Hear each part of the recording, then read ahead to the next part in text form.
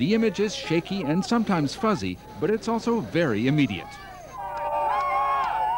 This is news from the protesters' point of view. It's from a series of underground news videos shot and distributed by active members of Britain's so-called resistance culture. We make no bones that we are biased. We are not objective. We don't believe there is such a thing as objective journalism. This news with attitude sees all road building, for instance, as a bad thing. Protesters are portrayed as defenders of the environment. You know, they choose some of the most beautiful spots in this country and they just ruin them, and they're not allowed to do it. The video is openly against the World Bank, against nuclear weapons, against golf course construction, even against McDonald's restaurants. Shoplifting lumber is called ethical if it's part of a protest against logging. And if the media don't cover these issues, we just simply have to provide our own media. Thomas Harding has trained more than 100 activists to use camcorders in demonstrations all over Britain.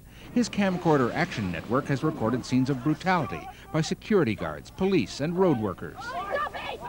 Video has helped protesters beat charges laid against them and to prove in court they've been victims of attack.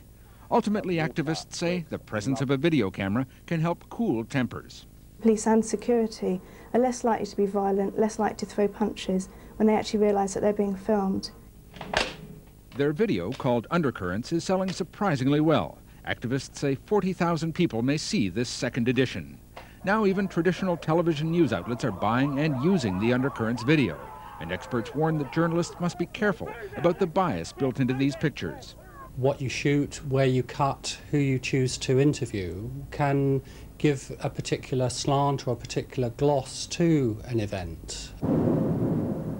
Greenpeace pioneered the use of video. It's been hugely successful at getting its own pictures onto the news. Greenpeace says it's always been careful about video because it knows news editors are skeptical. We understand that skepticism, but obviously our integrity is on the line as well, so we would never put pictures out unless we had absolute confirmation that what it was we were seeing was the real thing. The British idea of using video as an active and openly biased tool of protest has spread to Holland and New Zealand. The next target? Canada. Ted Oakes, a Canadian, is in charge of distribution. He says it's about time Canadians learned the British style of protest. In fact, just about every significant social movement's used nonviolent direct action. And I think it's important that Canadians start using that.